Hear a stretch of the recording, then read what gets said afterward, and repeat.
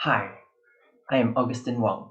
Welcome to my presentation on the impact of financial inclusion on economic growth, poverty, and inequality in selected ASEAN countries, the role of financial innovation. Before I begin my presentation, I would like you to imagine living in a world where banks do not exist. Those items from your online shopping cart, how will you pay for them? Your savings, where will you keep them? And your parents, how will you send money to them if they live far away? Ladies and gentlemen, the financial system plays an integral role in our modern-day society. Being able to use the services provided brings many opportunities, such as enabling those without enough resources but has the talent to further their education, allows people to participate in investments, and protect their family from income and economic shocks. And that is why financial inclusion, which is the access of financial products and services, is important. However, while many of us are fortunate to be part of the financially included, there are about 1.7 billion adults that do not have this privilege. This situation is known as financial exclusion, where a segment of the population does not have access to the formal financial system. And this is a part of a bigger social exclusion problem where people are unable to participate in life-changing opportunities. And the consequences of this lack of financial inclusion is the hindering of capital accumulation. The poor are unable to save efficiently. A portion of the population are unable to take up income-generating opportunities. And the economy is unable to be performed at its fullest, resulting in a slowdown of poverty reduction and increased inequality. While many believe that financial inclusion is highly beneficial by being able to alleviate poverty, reduce income inequalities, enhance economic growth, promote social inclusion, and improve the standard of living, there are some researchers that have found that financial inclusion are not able to impact everything the same everywhere.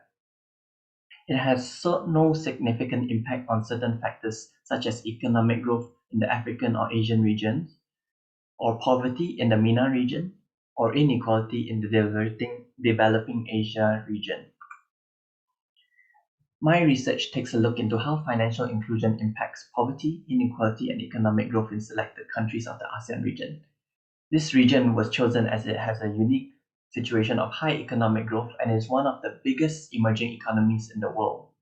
And although economic growth is an indicator of prosperity, the ASEAN region has problems such as 36 million people living in poverty and high inequality rates. And a possible reason for this situation might be due to the fact that 1/3 of the population in ASEAN are either unbanked or underbanked. And a few potential reasons of why this may be is that the financial institutions are too far from the excluded population, the current financial products are too expensive, or there are religious and cultural reasons. In order to increase financial inclusion, innovative financial products and methods of distribution would need to be created to solve these reasons for exclusion. And this process is known as financial innovation. Financial innovation can increase financial inclusion by lowering down the barriers of entry into the financial system. Products such as alternative lending through microfinance and P2P lending allows people to borrow small amounts of funds without collateral.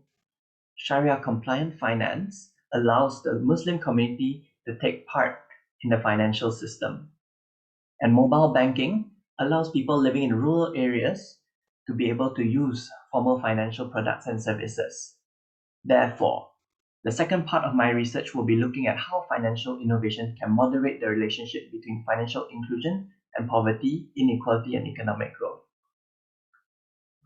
This is a theoretical framework of my research. I first look at how financial inclusion impacts economic growth, poverty, and income inequality. Then I'll add in financial innovation as a moderating factor to determine its impact on their relationships.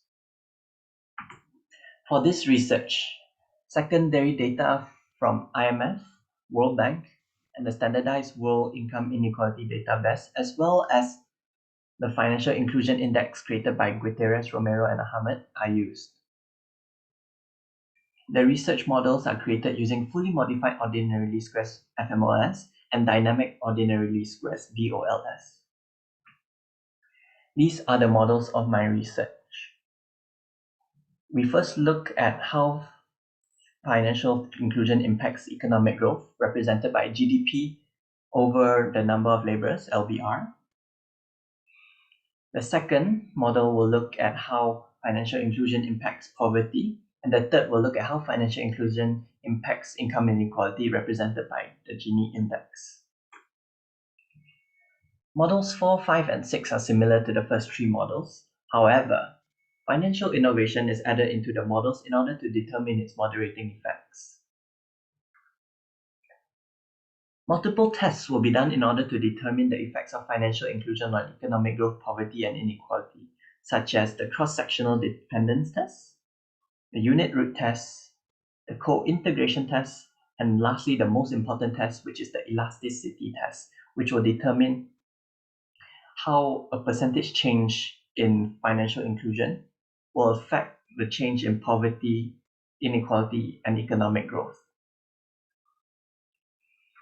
A few expected contributions from my research are the empirical examination of the impact of financial inclusion on poverty, income inequality, and economic growth in selected ASEAN countries, the empirical examination of the moderating effects of financial inclusion on the relationship between financial inclusion and economic growth, poverty, and inequality, and the integration of the finance growth theory and innovation growth theory. This research will be able to determine if the financial inclusion initiatives made in the region are having its desired effects, as well as determine if financial innovation can enhance the beneficial effects of financial inclusion. Thank you.